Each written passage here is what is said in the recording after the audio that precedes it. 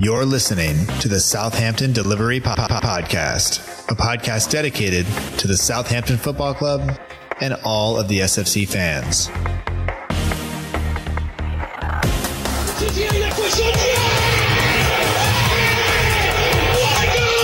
If you want to have guarantees, you have to buy a washing machine. Monte with a scooping header, We don't lose a match, either we win or we learn. And today we learned. Отдача, Остин! Все-таки забил! It's infield to Mane, 25 yards out. Lovely ball for Bella. Onside, 1-0! Buffon shot! Oh my word! Unbelievable. He ran around the pitch like Bambi on ice. It was very, very embarrassing to watch. And now, your host, Matt Markstone. Hello and welcome to episode 100 of the Southampton Delivery Podcast, a podcast dedicated to the Southampton Football Club and all of the SFC fans. My name is Matt Markstone. I am the host of the show, and no matter where you are, no matter how you may be listening, thank you for making the show part of your day. I hope that you enjoy it. And it seemed like such a good time for episode 100 to be released. The first game under new manager Ralph Hasenhüttl against an opponent we thought maybe we should have been beating.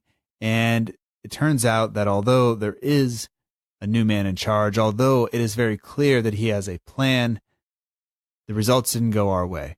And it once again was a lot of the same things that we've seen throughout the season, just individual mistakes and things of that nature that led to our undoing, basically our inability to be clinical at either end of the pitch, even if we play decent enough in the middle of it. But I will say that the tempo was up, maybe the effort was up, but the mistakes were also up. We gave the ball away too much, and ultimately Cardiff punished us. And it's one game under a new manager. It definitely isn't, that wasn't his team. That wasn't the team that he is going to look to build. And we have to start somewhere. And as you heard in the intro, we don't lose games. Either we win or we learn. And if you wanted a guarantee, I guess you should have bought a washing machine. But you know, episode 100, this is, if you look on the website, it will say 102 episodes. And just to kind of explain what that means, last year we did 2 extra episodes where we put out 2 episodes in 1 week, but those were not what I would consider to be normal episodes. Those were bonuses. This is the 100th straight week that we've put out an episode on a Tuesday. I want to say except for week 3 when I actually put it out on Wednesday because I'm an idiot. But anyway, we've learned since then. We have grown. And I hope that you have been, for however long that you've been listening to the show, I hope that you've been enjoying it. I hope it's been getting better, both in terms of audio production and in terms of analysis and organization and things of that nature. So I hope it's been enjoyable. And there is this week a guest that is very important to the show, Matt Beling, who runs the We Are Southampton page on Instagram. Matt, I say his name every week because he does the logo for the show, and he was really one of the first people that ever found out that the show was going to happen when I text him or messaged him on Instagram and tried to see if I could get him to do the logo for the show, and he was more than willing and happy. And I thought I would have to wait several days to get it back, and within about 35 minutes, he had one back over to me, and that's the one that stayed for about 1.5 years on the show. And then leading into this year, Matt went ahead and did another one. So it seemed like episode 100 was the perfect opportunity to get him back on the show, since he had been really one of the first people to find out that I was even looking to do the show, maybe other than some of the other people who had done podcasts in the past that I reached out to just to make sure they weren't going to be doing one again. Because the whole kind of reason that looking back that I started this is I am a big podcast listener.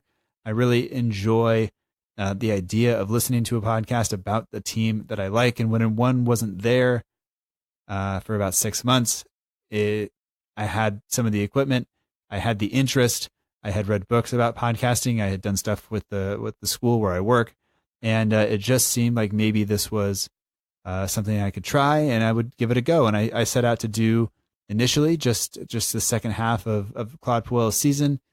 It was going well. We decided to continue to do it through the summer.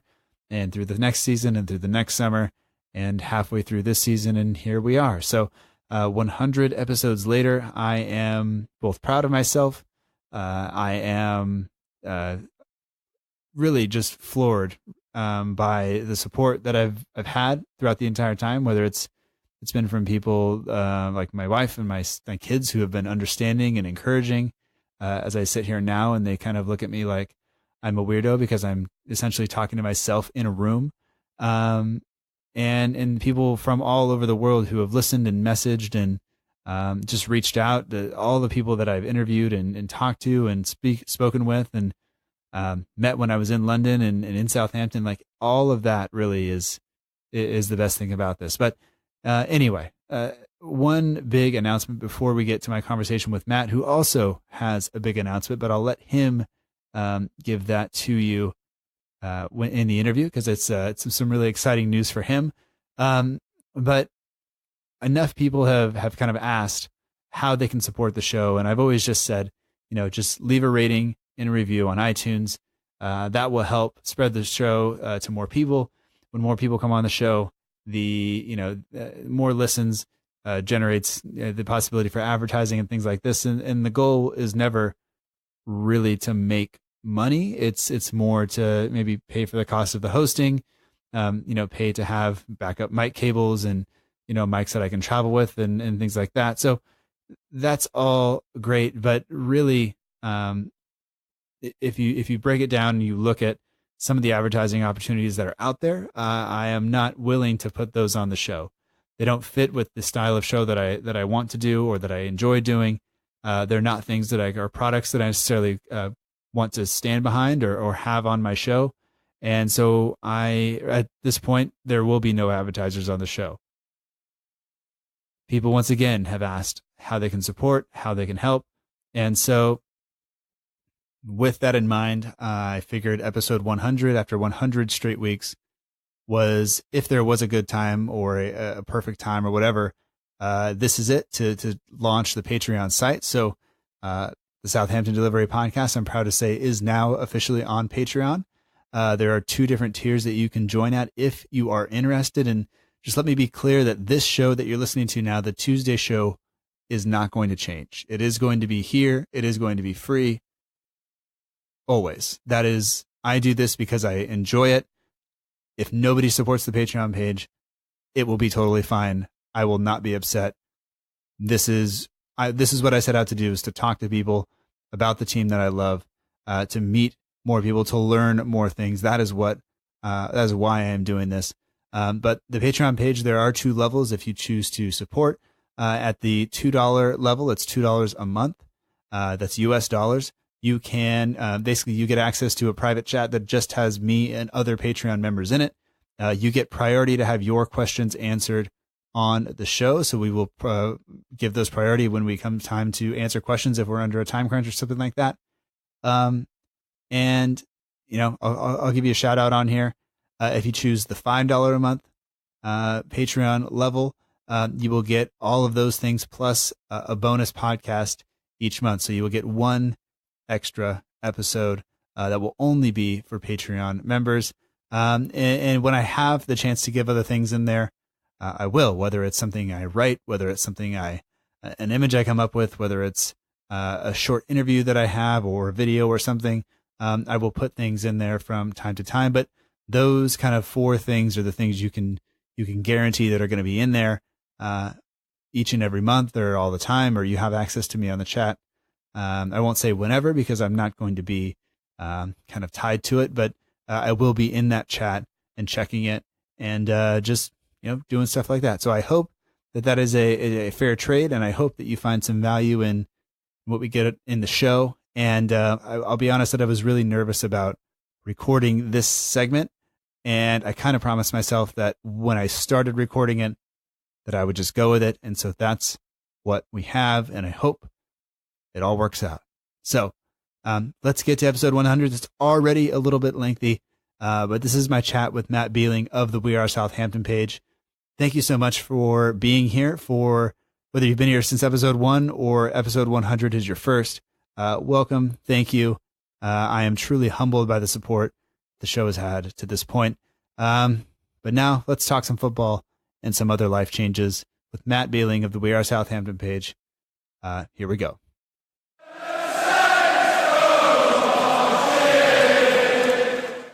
We'd like to welcome back to the Southampton Delivery Podcast, Matt Beling. Matt runs the We Are Southampton page on Instagram. He has done the logo for the show. He's been a guest on previous episodes, and I felt it was only fitting to have him back for episode 100 because he was the first person to know that I was going to do this show other than my wife, and they found out about 10 minutes after one another. So, Matt, welcome back to the show. Thanks for being here with me on this episode.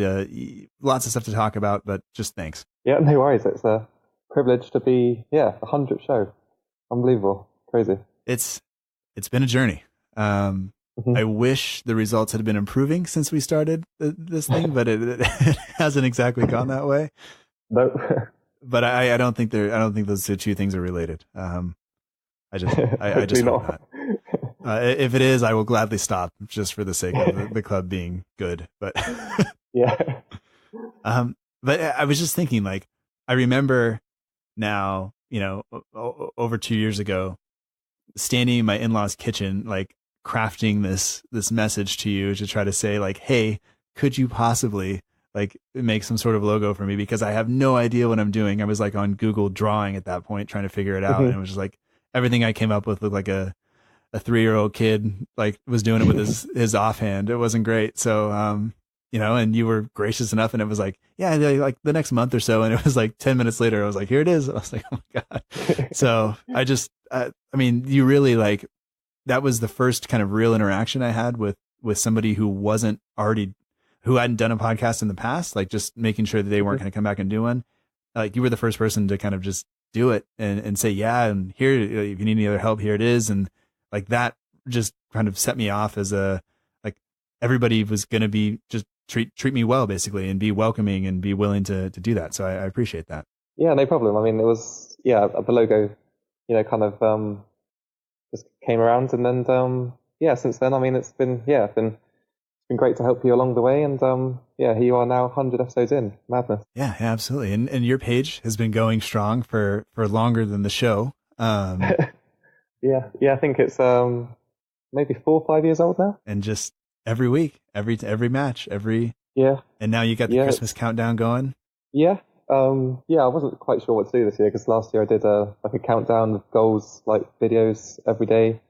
Now I've tried to put out some different content like throwbacks and just trying to produce something a bit different to what's been seen before. Yeah. I remember last year all the videos, and I remember that must have been just horrendous to put together. And it was a lot of preparation and lots of finding dodgy rips of goals from like 20 years ago. So it wasn't that easy. Yeah, no, I bet not. And then this year, I think there was one person who commented like on one of the posts you made on Twitter. I was like, "This is the dumbest poll ever," and I just wanted to be like, "I'm pretty sure it's for a countdown." Like, there's no ill will here, but I think it was just like sometimes people just they just get fed up with stuff and they say stuff. Mm-hmm. Yeah, I saw some comments on those polls, and I was like, you just don't understand what I'm trying to achieve here. Yeah. So I kind of kept it a bit low key for the second lot, and I think hopefully now people understand what I'm trying to do. Yeah, no, I think it's pretty clear. They should just get over it. I thought so. But anyway. Well, I mean, I know right now you are living in London, and I know like when I messaged you to see if you wanted to do this show, like I said, like you and Jamie from the Southampton page have been like probably the two like single biggest helps along this kind of 2-year period. And Jamie will be on a show shortly, but I don't know, like when you said yes, I said, hey, and I have some changes that I'd like to announce. I announced them in the intro. But you said, you had some things you wanted to announce too. And I'm hoping there's something and you can actually tell us what the news is. So I'd love to. I won't make it too anticlimactic, but so basically a couple of months ago, I had a couple of interviews with Southampton, the football club itself, regarding a digital designer role, and about 3 weeks ago, I was told that I was successful, and I've now got a job with Southampton, which is just a dream come true for me, really. It's unbelievable, and I still haven't really comprehended it, I don't think. So you have a job at the club? Yes, yeah. Doing graphic stuff?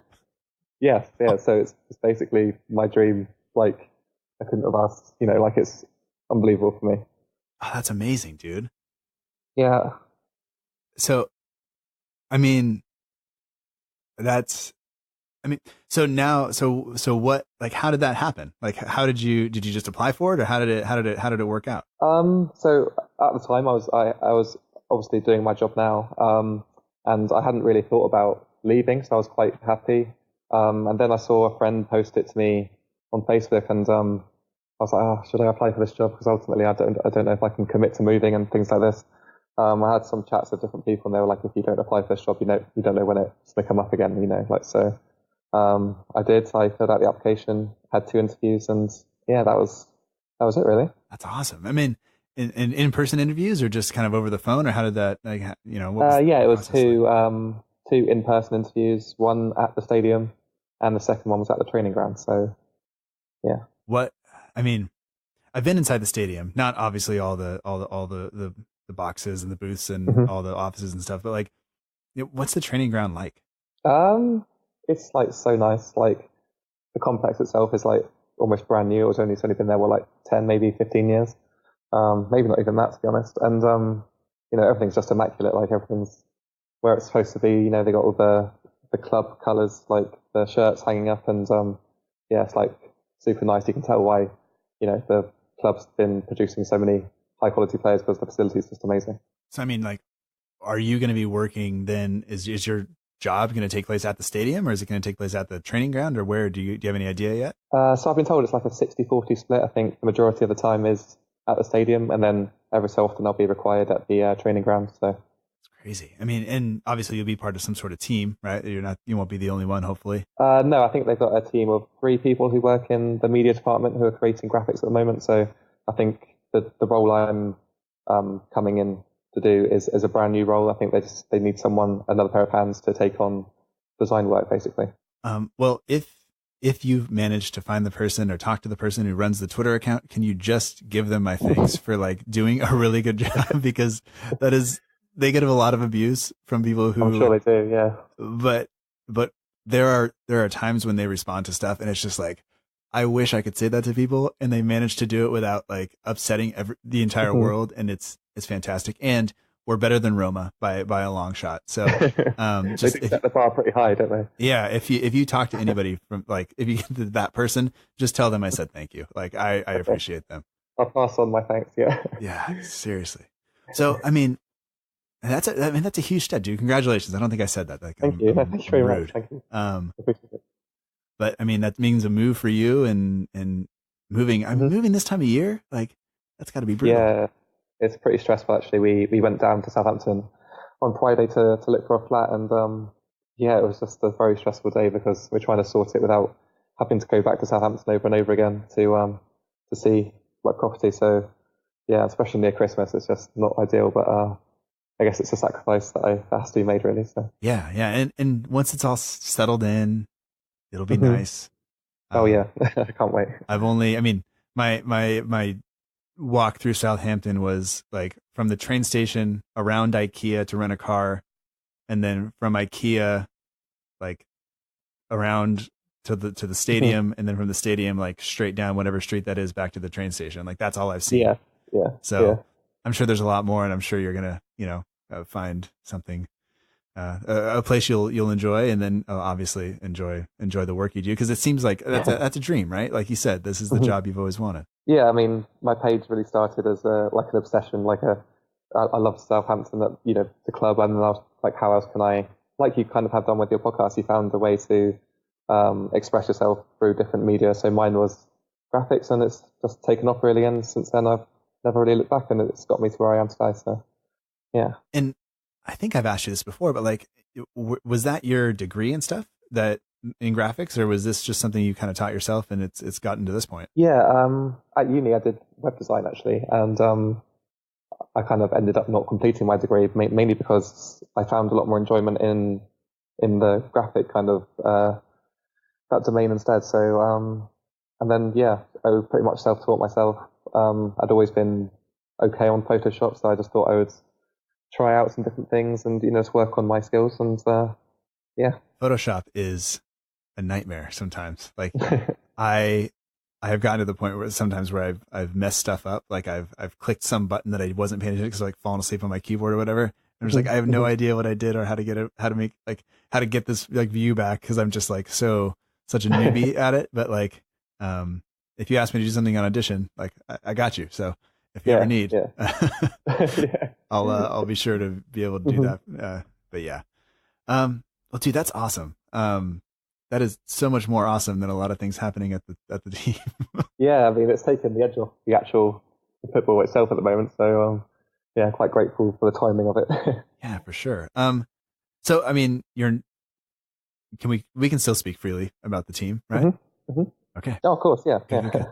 I mean, because the team has undergone some changes. You're going to go through a big change, and I mentioned before the Patreon page will be live once people are hearing this, and that's I think it's a big deal to me, but mostly it's because people have asked for a way to want to support the show, so that they can do that. There's no pressure there, but like, I mean, obviously the club have gone through a series of changes. First, getting rid of Les Reed, and then parting ways with Mark Hughes and his kind of management team.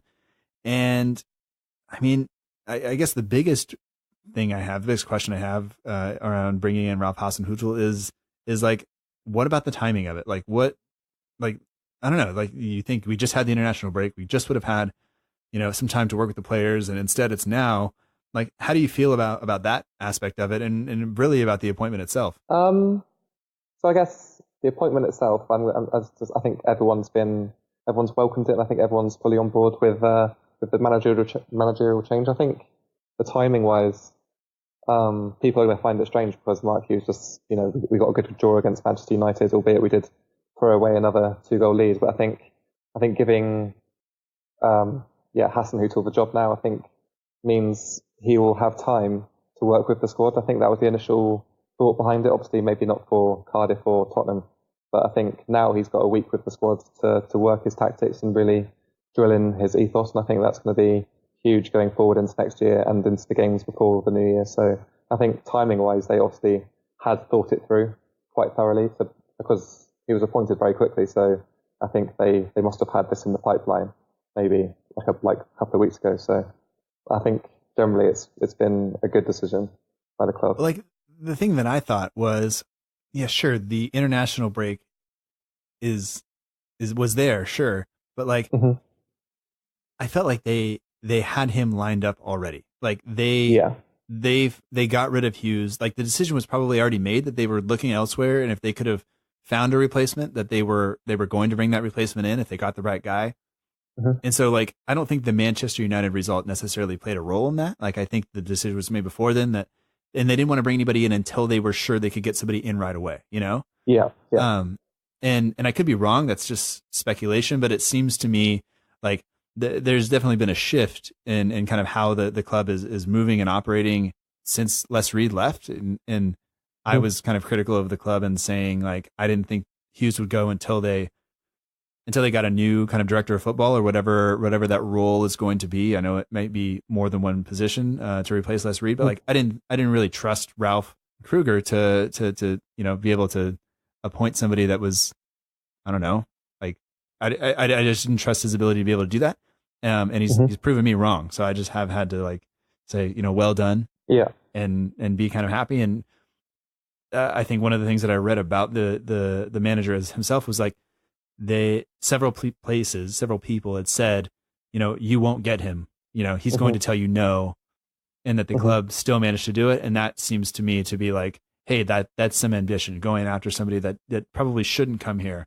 But we're giving him, an opportunity, and it seems like a bit of a win for us, I guess. Yeah, definitely. I think that's how most people are viewing it now. And the way it came about as well, I think it shows a lot because there was no talk of Hasenhüttl like in the weeks building up to Mark Hughes and all the speculation and his sacking. So I think the club keeping it under wraps or not divulging any information was beneficial, because I think now people are way more on board knowing that he wanted and has been a fan. He basically has admitted that he's, a fan of the ethos that the club has. And I think knowing how previous managers have done at Southampton, I think he obviously is going to embrace the challenge and hopefully push himself, because obviously he's looking to boost his own reputation in this country. So yeah, good luck to him. I really hope he does it. In his initial interview, people have asked him about other jobs in the Premier League, and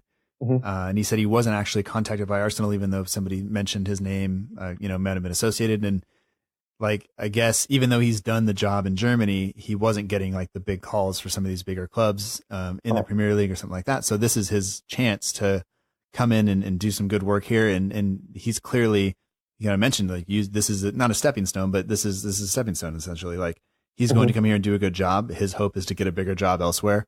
And I think that's at this point, like I'm much happier to accept that than maybe one of these other, I don't want to say failed managers, but one of these other managers who's kind of, bouncing around from job to job and, a guy that we're eventually going to pay, £5 or £6 million to sack him off halfway through next year because exactly he's kept us up this year and that's it. And that's not what I want. No, I think when people saw these names flying around, like David Moyes, Sam Allardyce, people were obviously kind of, hoping for, just hoping for anyone but those people. And I think the fact that no one had really heard of Hassan Hutel, I think that's kind of been like a breath of fresh air, because it's not someone that people would have expected, and it's the Premier League. It's going to be beneficial for the Premier League to have someone with the charisma that he clearly does have as well. I think he's going to be really entertaining to listen to, and I think his tactics will hopefully change the team's fortunes. Yeah, I mean, he seems very, very like sure of himself, and I think one of the things that I really liked was when he came in and he's just said, like, some of these guys are not going to be able to run how I need them to run. And they like, everybody's welcome on this journey with us, which I think his English is fantastic. And it's like, everybody's welcome to come on this journey, but like, if they can't keep up, then they will fall away quickly. I'm just like, all right, like, let's do it. Ruthless. And them asking about formations and stuff. He didn't hide anything. He said, I like these 3 formations. This is how it works. And it's going to require a lot of effort. And if you want guarantees, buy a washing machine. And I was just like, this is glorious. Yeah, I love that line. I think that was it said a lot about him and how he views things, and he's obviously very confident in himself. So yeah. I actually threw the washing machine line into the intro. I had to as soon as Hughes was fired, I had to get his voice out of there immediately, and I put something from Kelvin Davis in last week, and that's episode 99 will be the only one that ever has Kelvin Davis in it like that, unless he's appointed later on. But like, and now from episode 100, it's perfect. It just works out where it's just going to be, it's actually really good timing, isn't it? Yeah. Oh, it's wonderful. Also like super nerve wracking because I'm like, if this doesn't work, like what, how screwed are we? I know. I guess the other thing I've thought about is if it doesn't work out and say the worst was to happen, we've got a manager then who's used to like this promotion system. So if he does stay around, he's going to be well, educated into how to get us out of a different division. So people will say, relegation's not even on the cards for us now, or it shouldn't be something we should be thinking about. But ultimately, we're set up quite well, say, if that scenario does come around. So yeah. We have questions about January and things like that later, so we'll leave that behind. But I mean, he's only been in charge for one match away at Cardiff City. The rain looked terrible. The weather looked awful. Yeah. And I read some stuff about his team selection for that day, which was basically just that, it was a short week. He didn't pick a lot of the players that played midweek because he wanted to be able to work with some of the defenders, especially not on recovery, but on some tactical stuff and whatever, because he just said we were too easy to score against. And I think he's obviously watched enough of our matches and things like that to understand that. So he picked kind of the back four he picked, but like, let's start with the Tottenham game because he was there. He wasn't in charge. He was watching. And it was better than last Boxing Day. I remember Boxing Day last year was awful. God, yeah. I was there for that game. That was horrible. Were you? That game was like at 4 a.m. our time, and I went to bed at 3, and I was supposed to do a video for the Premier League in USA, which is and I remember having to like sit there and go like, I'm supposed to be excited, but I'm just really hungover and tired, and and they scored 5 goals. Like, I don't really know what to say to you, man. Like, I'm sorry. Horrible. But I mean, it's a loss, but I think a lot of us thought it was going to be that way. And I don't know, like when you were there, what did you see from the team in that initial kind of game after Hughes was gone? I guess like the overall performance was somewhat what we've seen all season, because I mean ultimately it was Mark Hughes' team. He, Kelvin Davis wouldn't have done too much tactically to differentiate between the two. So I think performance wise it was fairly standard. I don't think anyone really stood out as if played really well, and I think it was just turning off 3 times defensively, and that allowed them to score 3 times. And it's pretty standard for what we've seen all season. So it's difficult to praise anyone really. But it was a performance that we were all expecting, because Tottenham are, in form at the moment as well. So no surprise. Well, yeah, and they were coming off of the loss to Arsenal, which meant they needed to pick up the points against us, and they were always going to be confident that they were going to do so. Yeah. But like we said, it was the ease of it. I think the ease of how easily they scored against us. I think the first goal, just let Harry Kane, stroll into the penalty box and score. So I think it was, I think they were obviously pumped up for it. And as soon as we went a goal down, there was no really recovering from that. So I don't know. You look at the team that he picked. He put Davis back in the starting lineup. Ward-Prowse got a start. Those are 2 guys that have kind of been on the outs really, under Hughes. And he did change up the back 4, which I thought was good. Obviously, we have injuries, so it was a little bit difficult, along the back 4 for some of these things. So Cedric went back to right back. Target came in. Yoshida and Stevens, but just nobody really got it done. No. Defensively anyway. Midfield, Højbjerg ran really hard. Lamina was suspended for the match, so that was it. But I don't know. Like I guess it happened exactly how we thought it would have happened, like you said. So I can't really pick out very many like things that went wrong, or that I liked or didn't like. I mean, I wrote in here that I love Stuart Armstrong. I don't know why I wrote that, but I will say something about that. But it just looked like we were kind of not quite tuned in enough. It looked like Son causes a ton of problems, and I thought he was going to be the first scorer. I don't know. We had a couple of moments in there where we played the ball around kind of nicely, one touch stuff, kind of moved the ball a little quicker, but it was just, we weren't switched on. You take a second off and they go through us, and that's it. And I don't know. That's basically it. And I keep saying I don't know. And there was a guy who wrote an iTunes review, and he says the show is good except for the host says I don't know about every 8 seconds. And now I can't. I'm thinking about it right now, and I can't stop saying it. So you know what? It's really difficult. I think everyone has traits and words they say more than others, and I think it's just impossible. And once you start thinking about it too much, it kind of dictates what you're going to say too much. So just relax. It'll be fine. I think that's it. Yeah. Anyway, one thing I did notice, and you may have noticed it as well, was it seemed like a lot more players were coming over to the fans after the Tottenham game. Obviously it wasn't a match that we thought we were going to get anything from. The performance wasn't great. The new guy, I have some screenshots of his face at several points during the match that I think are hilarious. But the players came over.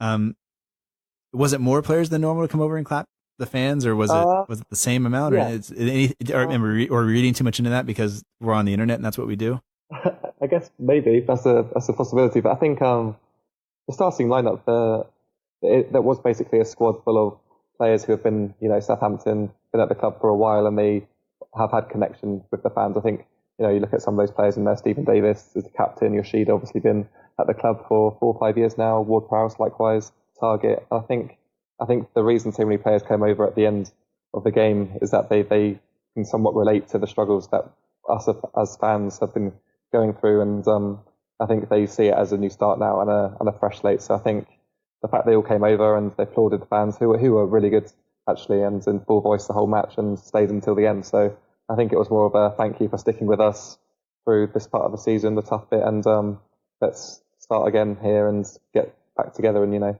really push forwards the team going forwards. I mean, seeing that, I kind of forget what it was like after the West Ham match when I was there. I don't really honestly remember between jet lag and the number of beers that Freddie fed me beforehand. it was difficult. But I mean, we tend to see images of the players coming over, but it's generally one or two. But like as you mentioned, the team that was selected, everybody other than Armstrong has been there for a long time. Even though McCarthy was injured for part of it and wasn't playing a whole lot. You look at those guys like Yoshida, who's been there for forever, Targa, who came through the academy, Ward-Prowse came through the academy, Davis, who's the club captain. Like those seem like guys who understand more so maybe than a new signing would kind of what the fans are feeling, I guess. Like, yeah, for sure. Yeah. That this run, they've been here for this. Yoshida came out and said, they have to take some responsibility for how it went under Hughes. And like, yeah, that's a weird thing to say right now because you got a new manager and everything else. Yeah. But they do. I mean, they haven't been good enough on an individual basis. I would say that man for man, each of them can probably improve and have played better than they're playing right now. And I mean, honestly, I'm not a coach. I'm not there week in, week out. I don't understand or know kind of how it all works and what they were seeing in training and whatnot. But things kind of have to get better. Yeah. I guess moving on to Saturday, because I remember we were talking about this when we decided, like, I was kind of excited because episode 100 was against Cardiff. Like, there's a real chance we could get something from the match. It would be so good to talk about a win. And then everything happened as it did. And Cardiff looks like a horrible place to go play. You know what it does, yeah, and the weather as well. Yeah, I mean, I live in California. It's winter time. I'm wearing t-shirt and shorts. Like, I didn't put on a jacket this morning when we went out as a family. Like, I just don't. Like, I wore sunscreen yesterday. Like, so when I turn on the TV and I see like what is, I don't even know what that looks like. That much rain, like, and it just looks nasty. It looks horrible. I don't ever want to deal with that. And more power to everybody who lives over where you guys live, because that's just insane. But yeah, I'm just glad I didn't go. Really, I would have got drenched. So yeah, I don't know, and just I don't know. Cardiff just doesn't like their jerseys are so ugly. Like, this is like, that's so superficial of me to say, but they're so boring and so ugly. Like, I cannot stand them. And honestly, this is gonna be really bad. Is like Neil Warnock has to be like the manager whose football most resembles his looks, and that it's just awful. Like, it doesn't look like fun. It doesn't look like anybody's enjoying it. No. At least the players. And he just looks like he looks, I don't know, he looks like a villain out of some awful Batman movie or something. But like, I don't know. Like, I should be nicer to people, but I'm over it at this point. Yeah, no, I totally get where you come from, too. But you know what? They're picking up results now, and you can't really be too upset as a Cardiff fan, even if you are playing horrendous football. So yeah, because they were picked to go straight back down, right? Like, and they don't look like they're going to. So doesn't look like it, no. So hey, like we have work to do to catch them now, because we're just floundering. But let's get to Hasenhüttl's first team selection. He changed. We mentioned earlier he changed the three of the back four. Obviously Bertrand's still out. It was mentioned that Ings is out, and there hasn't been a lot of discussion about how long, but it seems like it's going to be probably until January potentially. I heard, but I also heard that he might be back this weekend. I have no idea. I don't know. You look at that back four. Bednarak finally got a start, which I think a lot of people have been wanting him to do. He's still getting starts for Poland in the international breaks, but that's really the only time. Romeu also comes back in, and so it's a weird kind of thing. But like, when you saw that, I mean, I think I was encouraged just because we had somebody new and there's some belief. And my predicted 11 basically just read that Ralph Hasenhüttl's Red Army is going to win the Premier League, because I had no idea who was going to be there. And like, two, I was like, I'm feeling optimistic for, like, once and I force it sometimes, but I was legitimately excited about the new guy coming in and picking a team. Yeah. And, you know what, as a first team selection, there's nothing like in there that you can complain about too much. I guess you could argue, like, I know Charlie Austin scored in the week, but generally, like, people haven't been too happy with his performances. So I think maybe seeing him start was surprising. But overall, I think that team, and playing a 4-4-3 or 4-3-3, sorry, I think it will work out. I just think it's obviously going to take a lot of time to implement whatever Hasenhüttl's going to require from the team. So I guess as a start, it was a poor one, but I guess there's plenty to build on from that performance, which is a positive. I mean, one of the things that I noticed, I guess I'll just do this, is that the team looked to have a bit more energy. They were working to close players down. They were playing with a bit more kind of intensity, I guess. The quality wasn't quite there. And there were some, because when you talk about pressing and all this stuff, like it doesn't just happen. There have to be cues and all this other stuff that you have to do. And it seemed like a couple of times we were just slightly too late to their assignments, and they were able to play their way through, which I think will just take time to kind of work out, or it's just the players aren't good enough.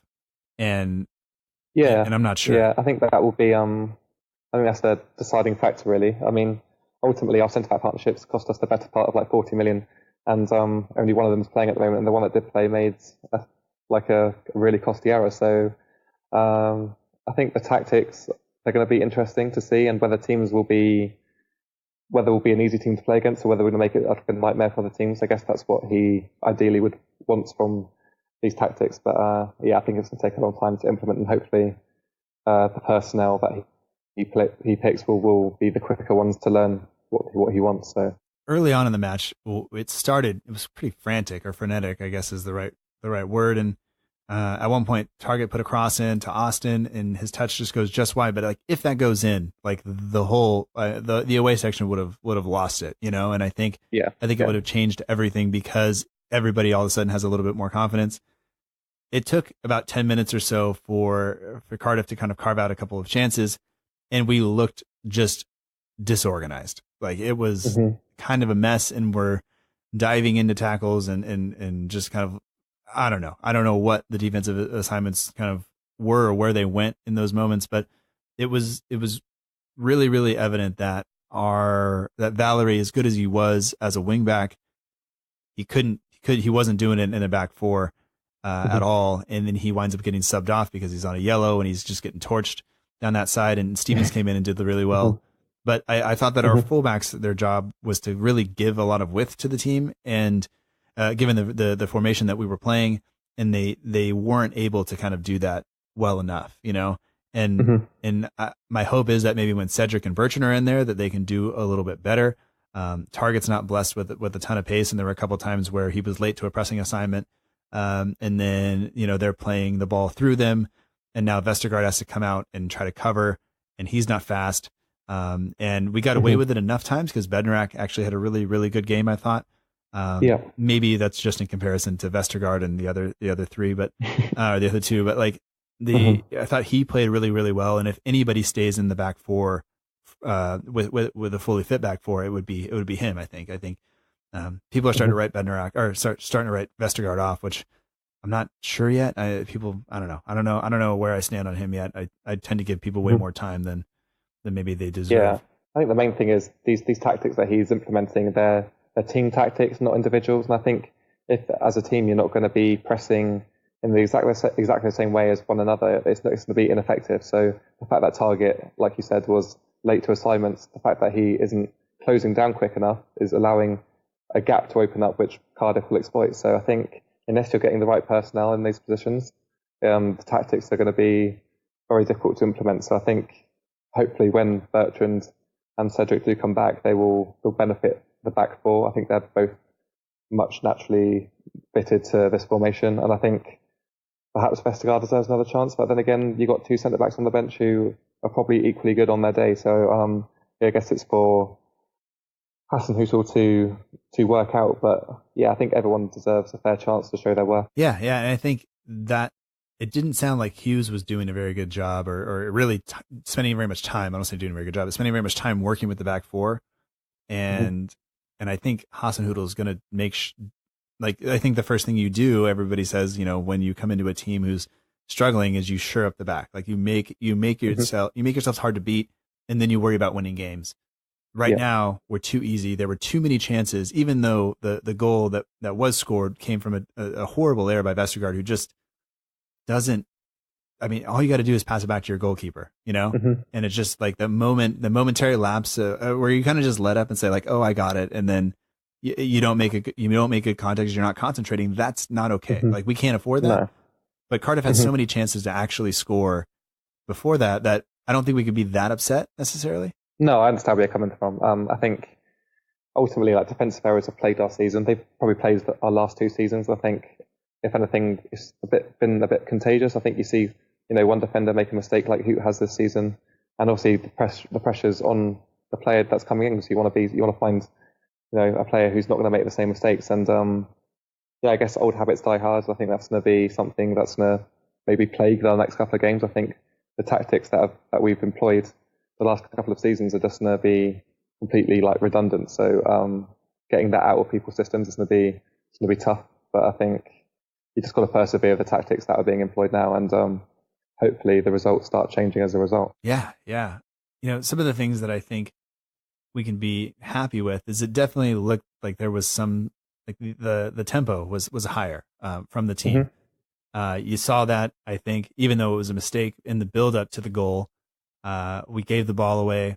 Romeu flies into a tackle super late, and I think some people have been critical of that just because he was late. It was a late tackle, and I don't know if you stay on your feet. I don't know what the proper thing to do is there. I'm not going to pretend to know, but like you look at guys who were, there was some desperation there to win the ball back, and whether it was because they were afraid that the other team was going to score, or that they knew their job was to get the ball back and break up play right away. And I mean, essentially we had it. It was enough. Vestergaard was there, the opportunity that was there to pass it back to McCarthy and have it cleared, and we reset and start over. Romeu is going to get booked, but we knew that already.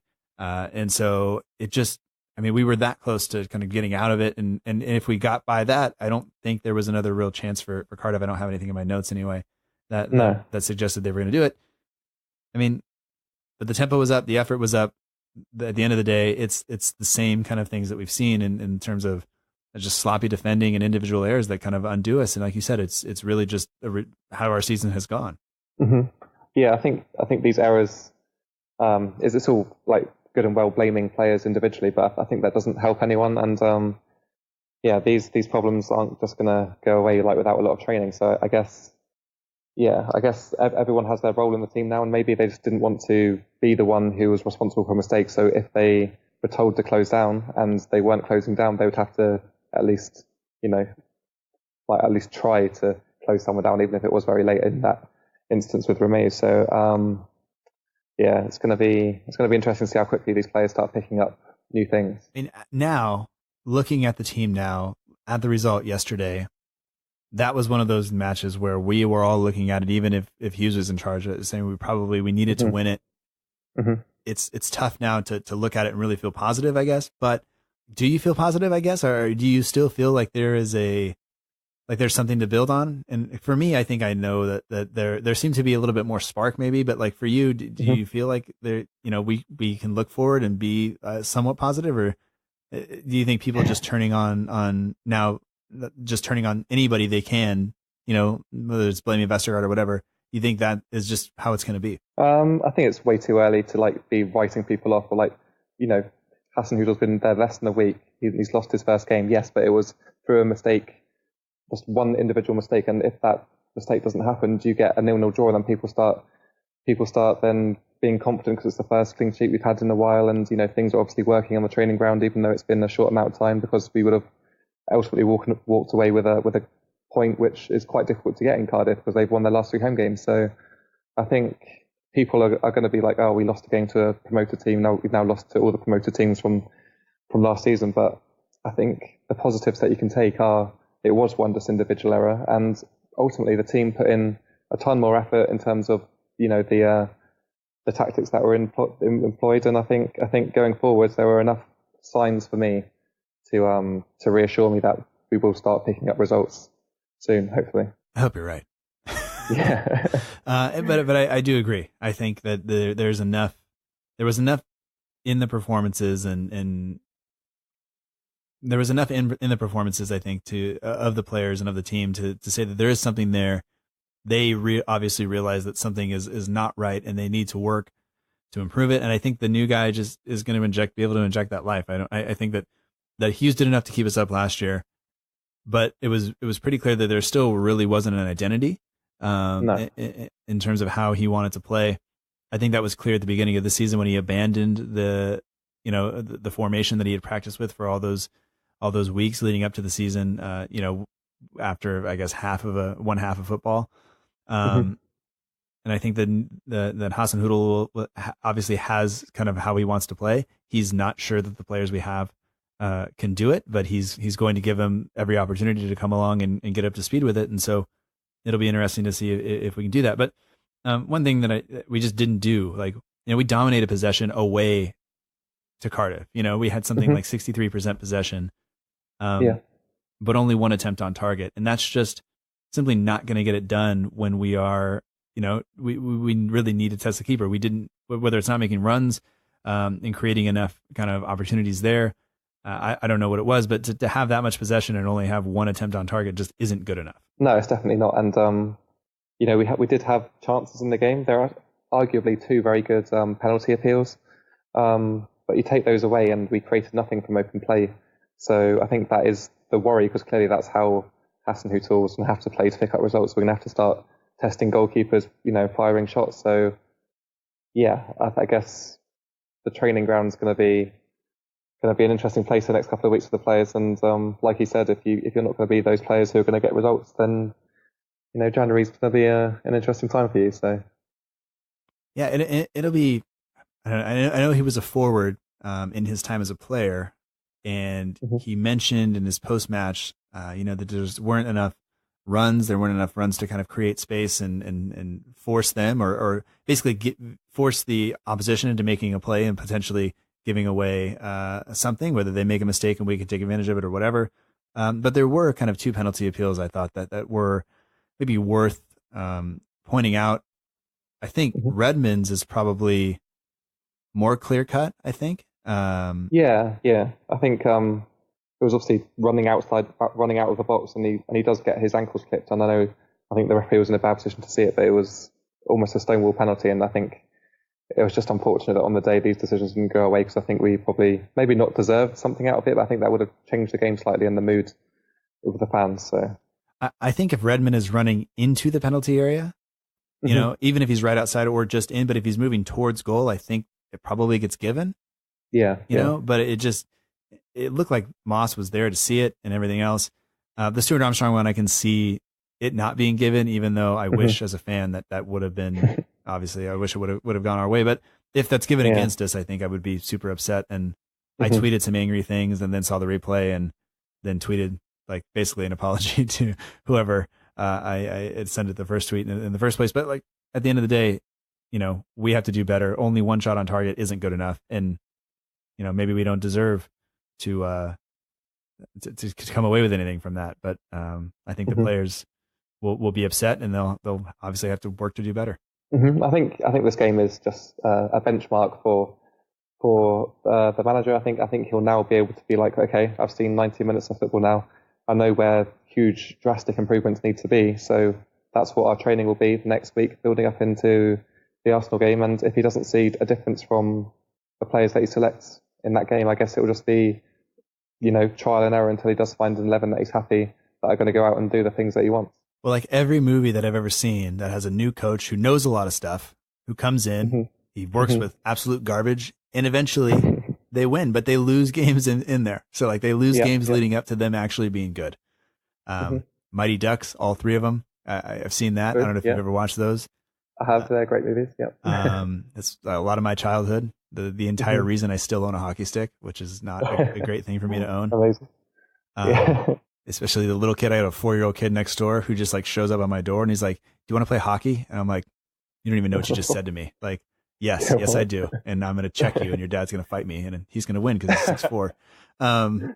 But good times. But any of those, any classic kind of Disney movie or whatever, that's all how it works. And granted, this is real life, but hopefully, this has some sort of a fairy tale type ending. And it doesn't have to wait till next year when we come back up from the championship. Yeah. No, don't even contemplate that yet. No, I don't really want to, because it's just going to make me sad. I think that's good. I mean, we're in 19th place. It's not great. We have now, I think, lost to all 3 promoted teams, if I'm not mistaken. Yep. Overall, we're like, I think it's 4 wins and 41 league games now, and that is just a mess. But it's crazy. It can kind of only get better, I think just the fact that we've had 1 league win this season and the fact that they've only had like one home win this calendar year is baffling. Yeah. And to make matters worse, Liverpool finished week at the top of the table, which is just a disaster. Like, I know people don't like, sometimes they don't want to see Pep Guardiola do all that well, or maybe Man City because of where the money comes from. But, you know, I'll be honest, like, you look at the teams at the top of the table, they play nice football. I like watching them just as a neutral. But I somehow wish they could all finish sixth, you know, and be forced to play on Thursday nights. But anyway. Anyway. Yeah, it's a shame. All right. So we have kind of a lot of questions. I don't know if a lot of questions. We have some questions from people, and so we'll kind of go through these. We'll get this one out of the way from Saint Foo Fighter on Twitter, who says, "Do you think the Saints will win the Super Bowl?" He's a New Orleans Saints fan. They played the team that I like, which is the Tampa Bay Buccaneers on Sunday, and the Bucs were up, and then the Bucs blew it, which is totally normal. But to him, I don't know if you watch American football or not. Do you? I do actually. Yeah, I'm quite a big fan. What what team do you like? Follow the Ravens. Okay. All right. So I actually just watched the game this evening, and they lost in overtime to the Chiefs. So that was harsh, but they're a good team this year. So they are.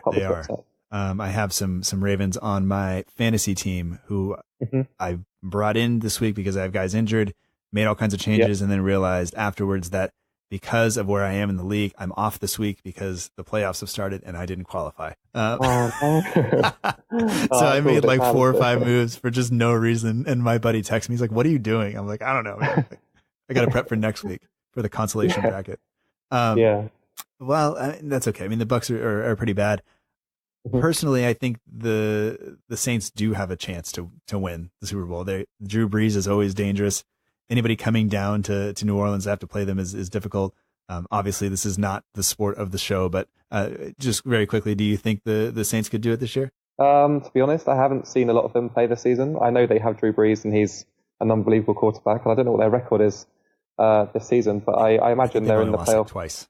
Oh, they only lost twice. Oh, well, in which case, then they should go pretty deep into the playoffs, if not, So a good shout at the Super Bowl for sure. And I think they beat the Rams. Oh, really? That's impressive. It was, they did, and it was nuts.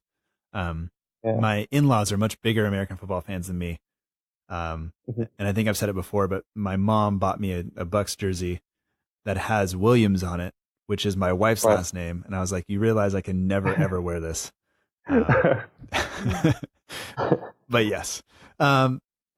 Anyway, the In That Number podcast, which is another Southampton podcast, they're at Number Podcast on Twitter. They said, "Match, congratulations. I appreciate everything that you've written there."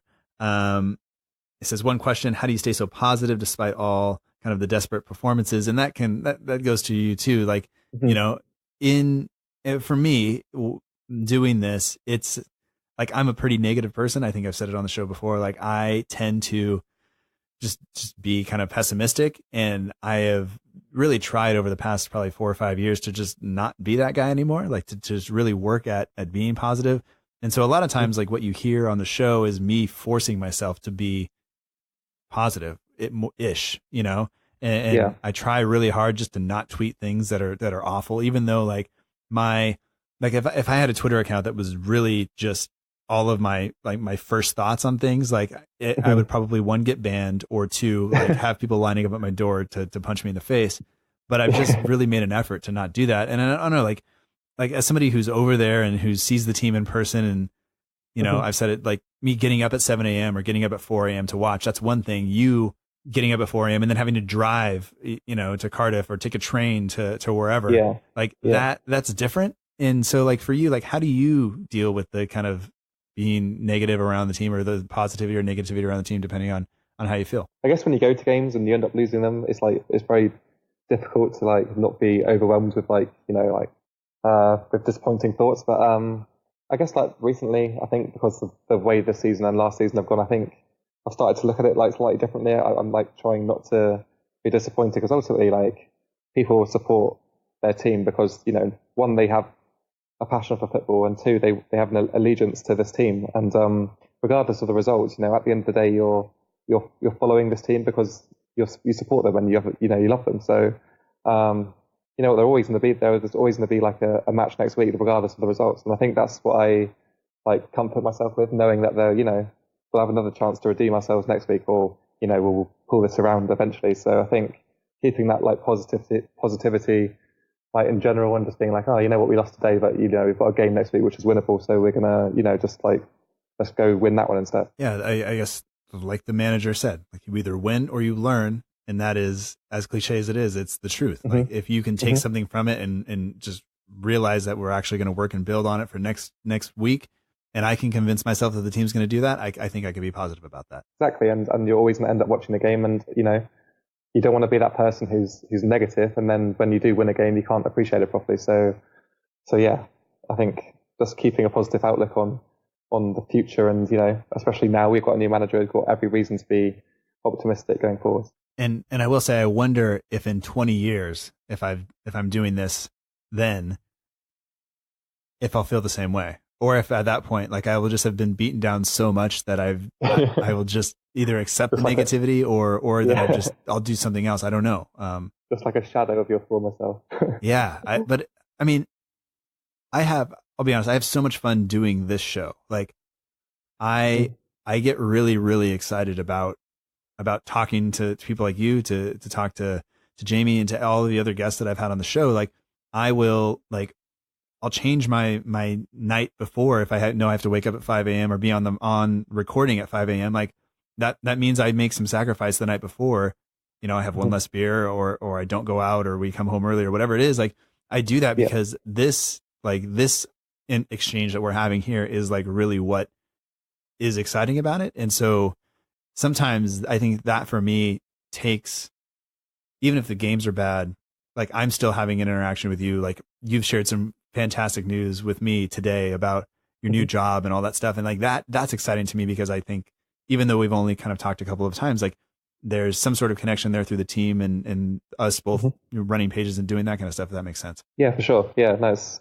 I think that's the best thing to come out of like the community, aside from like going to games and things, like having these podcasts to listen to, having people interact with your page. I think that's like, it just adds like a whole extra dynamic to supporting a club, which is awesome. Yeah. Yeah.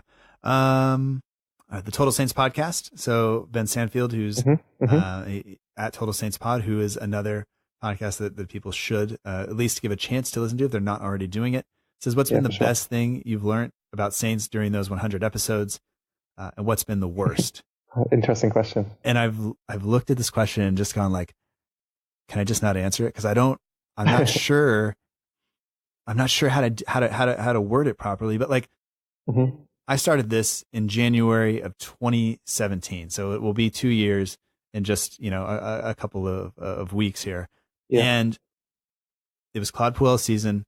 We were not really playing very attractive football. We were kind of hanging around, not really in a relegation battle. People were saying we were in a relegation battle because all of the teams at the bottom half outside the top six were kind of clumped together. But I mean, that initial run to the EFL Cup final, I took a sick day when we were playing Liverpool the second leg. I scheduled doctor's appointments on those days so I could come home early. Like I was so invested in it. But really throughout all of that, I think the thing that I've learned the most is that the fans are, for the most part, really, really nice, willing to help, really respectful, really encouraging. And, like you and some of the other people I've talked to, like everybody's super encouraging. And so the people of Southampton, I think I really, really like for the most part. And the club has been great, but really I think it's that the people that make the fan base that really make the club, I think, what it is. And for me, that's the best part. The worst part is I thought I really liked the transfer policy at times, where I thought, I'm okay with people coming in and being like, not a stepping stone, but coming in and proving themselves and then going somewhere else for big money. Right. I thought I really enjoyed that because I got to see these players maybe before everybody else did. And, I could look at them and like maybe say like, oh, like I remember when he came in and he improved in this way and whatever. And now I'm like, damn it. Like, why do all these players have to leave? Yeah. So something you have to get used to as a Southampton fan, that's for sure. Yeah. Yeah. So I think, I don't really want to say there's a worse thing, but if there was that, it was just it's the double-edged sword of being a club at this level, I guess, and having that transfer policy, I think, is what annoys me sometimes. But really, like I realize that if some of these players didn't come in and didn't leave, then I wouldn't get to see the next batch, you know? Yeah, that's true. That's true. But what about you? I mean, you've been watching the club for a hell of a lot longer than me. Too long. I mean, anything that you've learned kind of either good or bad about it in that time? I'm trying to think of like some good examples. I guess the best thing about like supporting Southampton is like the people I've met through, similar to you, people that I've gone to games with and met that way, and I have like friends now that I can hang out with outside of football, and that's all through going to games and stuff like that. So yeah, that is awesome. In terms of bad things, I don't know really. Yeah, you're right about the players leaving. I think that's something that's plagued the club like last 20 years. It has set us back, but I guess that's more of a club matter than something that affects you directly as like being a fan. But yeah, I don't have anything really negative to say, to be honest, other than the football that we're currently seeing. So yeah, I agree. So we'll leave that one there. There are a couple of questions that kind of focus on the team. Shaw, who's at Saint Shaw 1, says, congratulations on 100 shows. Thank you. I know he's listened to a ton of them, and it makes me feel good because he always comments and writes me stuff. But he says, any thoughts on who'll be dropped, sold, loaned in January, or potentially anybody that will come back from loan? And this is kind of speculation, but from the talk that was out there by the manager, it seems like he thinks the squad is too big. People are going to have to go before anybody is brought in. And the problem may be is how much money can we get for people when people are either playing really poorly or not playing at all, you know? Right. But I mean, if you had to just kind of think of some players in the squad that maybe don't fit the style that maybe would go away in January, who kind of comes to your mind? I guess there are a couple of obvious candidates who'll probably be leaving. I imagine Fraser Forster will be gone, probably the first one to go. On top of that, perhaps Shane Long. I think all these players who are fringe or on the edge, not getting into the match-day squads, I think you've almost got to look at options for them. So I think those two. Struggling maybe Stephen Davis, although he's starting to perhaps like play a more prominent role in terms of getting into the squad. So I guess those three are the ones that people will look at to be sold or loaned. But I guess you could name a lot more players, but it just depends how ruthless the manager will be, I guess. Yeah, I mean, it's difficult to kind of predict, I think, but you would assume that a guy like Davis, I know Rangers want him, or at least that's what's been reported. So it seems like that might be a likely move, especially if he can go there and maybe contribute to them kind of just, I think they're challenging for the title at this point. I could be wrong. My knowledge of Scottish football is not all that deep. Usually it just relies on Barry Glendenny making some sort of joke on Football Weekly, and that's it. I think it'll be interesting, though, to see some of the options we have up top. If Shane Long stays, he seems like he fits the system. I think a lot of fans would say he's probably just not quite cut out to be a Premier League striker anymore. It doesn't seem like Charlie Austin fits the system, but he can score goals. He proved that midweek. So I think a lot of it's going to depend on which one of those two is going to either get with the system, and one needs to improve, and one needs to improve fitness and kind of show that he's willing to put forth that commitment, because sometimes it just hasn't happened. It doesn't look like it's happened. And that's maybe harsh on him. And also, his wife and him are really bad at Twitter, and they should stop. But they really should stop. Yeah. They just anger people a lot. You shouldn't call people who pay money to go watch you bell-ins and like think you're going to do it. It's just not smart. No, not at all. It's just dumb. Yeah. But yeah, I think it's tough. Like you said, Forster could potentially go. I want to say we have one too many center backs, but yeah, I don't know. I mean, I don't think we're getting rid of Vestergaard. I don't see him going anywhere. And the other guys, we don't have a right back. We kind of need one. So you are hesitant to get rid of either Bednarak or Yoshida or Stevens, because they can all play that position. So I have no idea there. And I guess then on the flip side, you've got players that could potentially be recalled from loans as well. People like Buffal, or you've got some players in the Championship like Reed, who are apparently playing really well this season. So yeah, I guess it will be, January's going to be super interesting, I think. And I think that if the players that we have in the squad now can't get it done, I think you will see a push to get some of those guys that are on loan back to kind of give them a shot, and I think the club will be likely to do that as well, because they they would rather bring those guys in than shell out money, because in January things are expensive. Unless it seems like, unless we want to sell someone and then prices are down. So I don't understand how that works, but it seems like anytime I buy something, the price goes down immediately after. So yeah. JW_SFC says, do you believe that Haas and Hoodle can turn the season around and keep us up?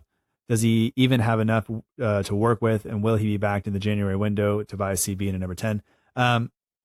I don't think he's buying anybody until somebody is sold. I think that's been made clear. I think he feels the same, and we talked about that. But do you think? I think he's going to keep us up. I have that. Maybe it's just optimism, because I'm trying not to be the negative person. But like, do you think that he has enough to keep us up? Yeah, definitely. I think he's said enough and done enough in his previous job to suggest that he will.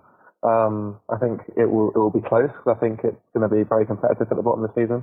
But I'm hoping that he will make turn around our home form, and hopefully our fans will get on board and just create a good atmosphere at St Mary's, which will obviously help get results. So yeah, I'm not worried about relegation right now. I think he's got plenty of time to turn it around. Kurt Zodel, I think. Kurt Zodel. He's at Kurt Zodel on Twitter. He says, "Yep. What do you think our back line would look like with everyone as healthy?" So like first choice back line, I guess include the goalkeeper in that as well. Personally, I'll go with, you know what, I would almost be half tempted to give Angus Gunn a shot in goal. I know McCarthy hasn't really ever made a mistake for us, but I think maybe just introducing a bit of competition in that position would be great. And Angus Gunn's shown enough in the League Cup games that he's a capable replacement to McCarthy.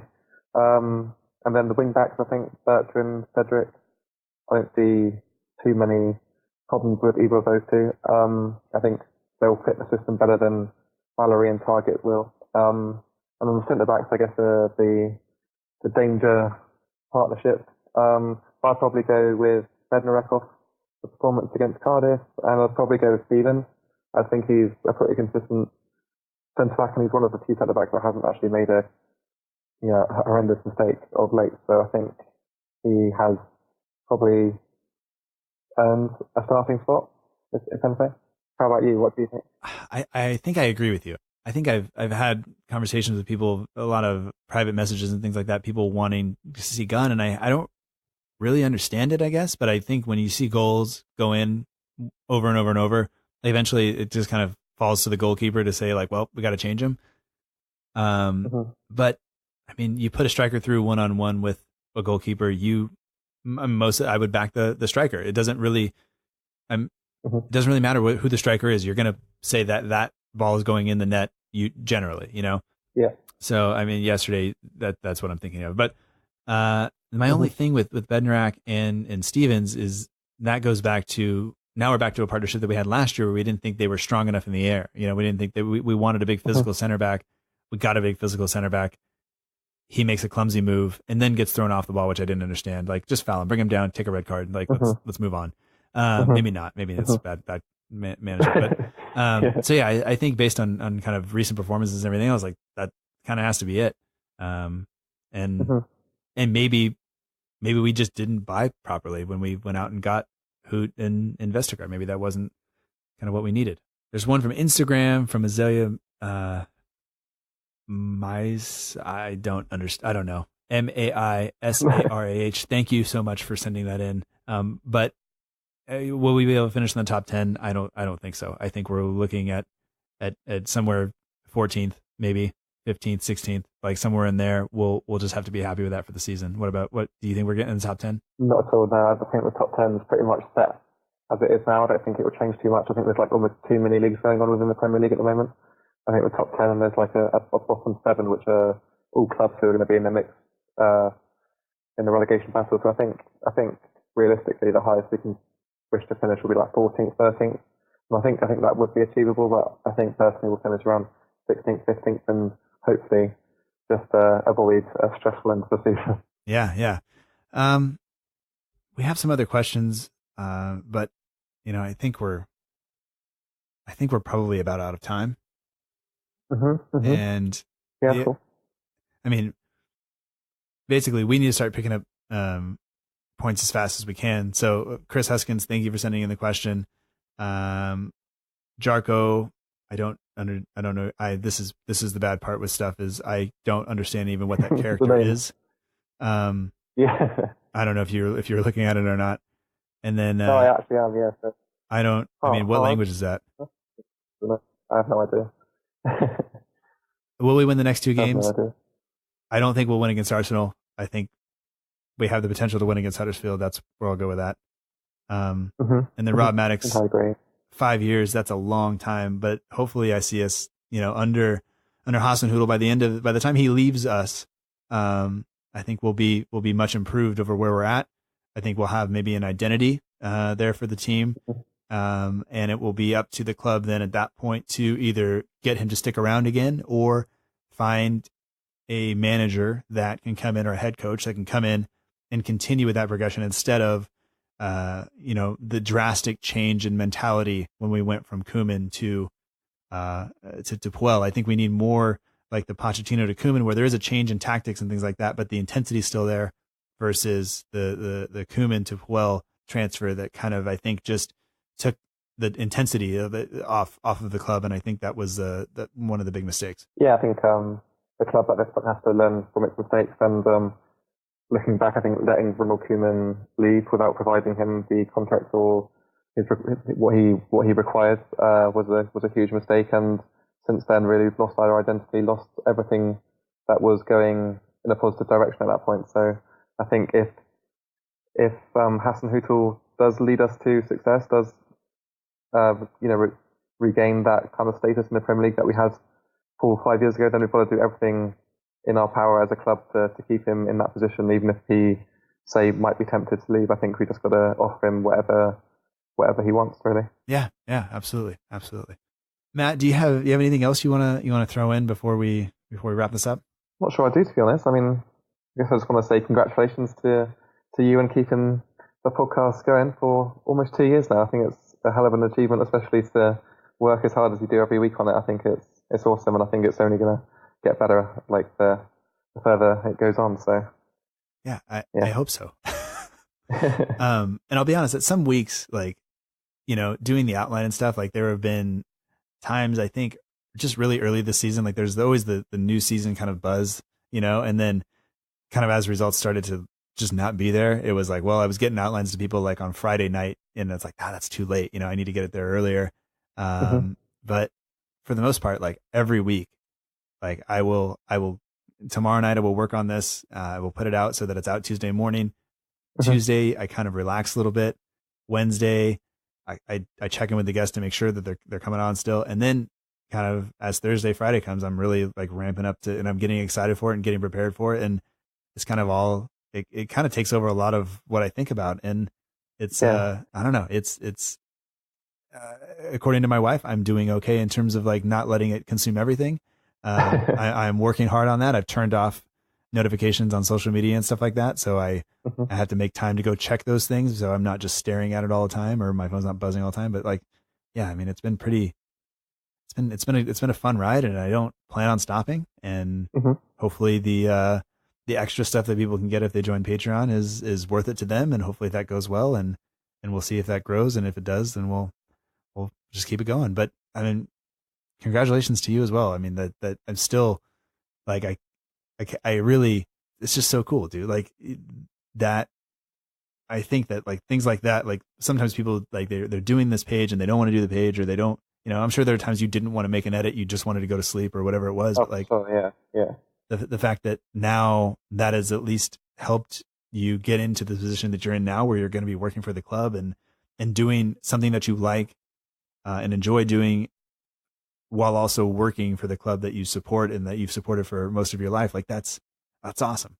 Yeah, it's surreal to be honest, but yeah, I guess it's going to be interesting because like I guess I don't know what exactly they're looking for. I don't know what kind of content they're going to look to change. So I don't know how much of like an impact I'm going to have on the content they put out like every week. But I guess I'll soon find out and hopefully leave my mark. I guess.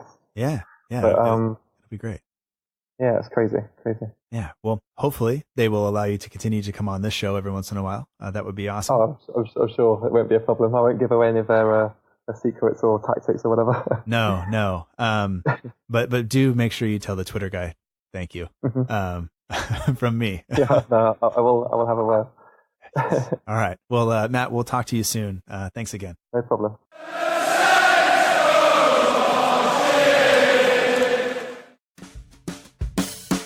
And that does it for episode 100 of the Southampton Delivery Podcast. Thank you so much for joining us. I hope you've enjoyed it. To be completely honest with you, I'm smiling right now. I feel happy about and satisfied about how far the show has come. And there are people that I owe a lot of thanks to, starting with this week's guest, Matt Beling, from the logo to the support to everything else. Matt, thank you so much. My wife and kids who have put up with me being absent for something like 500 to 600 hours over the past 2 years while I was doing this show, whether it be writing the outline, writing the script, getting links to social media accounts, editing, whatever it is. It's a lot of time that I have spent doing this, and this is my one kind of big hobby that I do, and it's been great, but a lot of thanks to them as well. Jamie Grant, who runs the Southampton page, he's been a partner of the show for a long time, and he gave me a lot of support before that. So Jamie, thank you very much. I could not have done this without you. And the list, if I were to do this, would take hours to read. So I'm just going to run through some names of some people that stick out in my head when I think about where the show is and who helped it get there for the most part. So just to run through some of them: Jamie Grant, Matt Beling, like I said, thank you very much. Freddie from The Ugly Inside, Luke Osman from Read Southampton, Aidan Small from Fresh Saints, Jake Hughes from St. Mary's Musings, along with Alan Gunn, Stephen Brandt, thank you so much, Connor Dunford, Lucy Hynett, Chris Hughes, formerly at Saints Marching, now moved on to bigger, better things, Christian Candler, thank you very much, Dan, Fake Taxi Beam Summers, I appreciate it, man, Harry Holder, Alf Montague, I finally said your name right, Lawrence Seagrieve, Rob, George, Blake, Stuart, and everyone else in the GC, even Matteo Guendouzi, who does not respond to our messages even when we at him, Chris Huskins, Richard Brereton, Dan Hargraves, Steve and Dan Jarvis, Dave Lee, thank you for everything, Jim Salverson, Ant McGinley, the entire crew of On the Left Side, Chris Rand, Andrew Walker, Robbie, Saints in France, I appreciate it, Ben Stanfield of the Total Saints podcast, John Bailey of the Saints FC podcast, Neil Crespin, formerly of 60 Saints, all the guys at the In That Number podcast, Michael Kern, Tom Deacon, Greg Baker, Lee Callender, everyone at the Southampton Women's Football Club, Cameron Olavi, Arsblog, and James, thank you so much for all of your guidance to this point. Chris Lash at Right Bank Warsaw, Tactics FC, Chris Rand, I think I already said your name, but you're on here twice if that's the case. Alfie Finch, I met you in a bar one time and we had a wonderful morning. That's an awkward sentence, I'll just leave it there. Hassan Tariq, Ben Stroud, the London is Blue podcast, Premier League in USA, Mike Russell, Ray Ortega, producer Ben, now at Muddy Knees Media, thank you for your book and your podcast. Max Rushton for responding to my tweet that one time when I said, please stop giving shout outs to Mandingo when you were doing the Stat Attack podcast. It literally made my week. Chris Mackey, the people at NBC Fan Zone who let me come on TV and talk about Saints. Thank you. The internet for being great and terrible at the same time. And Matt Diavella for encouraging me to stop with the things that I don't enjoy, that don't bring me joy, and to do more of the things that I do enjoy, like this. So to everybody who's made the show possible, I'm thrilled to be here. I'm thrilled to have done this. And I'm looking forward to the next 100. I don't plan on going anywhere.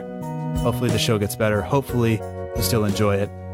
And just to get some of the other stuff out of the way, the music for the show comes courtesy of the Free Music Archive at freemusicarchive.org. The intro song is Epic Song by Boxcat Games. The end of show credits that you're listening to right now is Aim is True by Poddington Bear. The logo, like I said, is done by Matt Beling of the We Are Southampton page. And if you'd like to follow along on Twitter or Instagram, we're at SFCDELL_IVERY. We're also at Facebook at facebook.com/SFC Delivery. There is no underscore in the Facebook address. If you'd like to email the show, it's southamptondelivery@gmail.com. And remember, we are now on Patreon at patreon.com/SFCDelivery. And that's patreon.com/SFCDELLIVERY. But most of all, thank you for listening. Thank you for all of the support. And I'm sure I missed a ton of people in that long list of thank yous. But whoever you are, however you may be listening, I appreciate it. We'll talk to you next time. And until then, remember that together, we march on.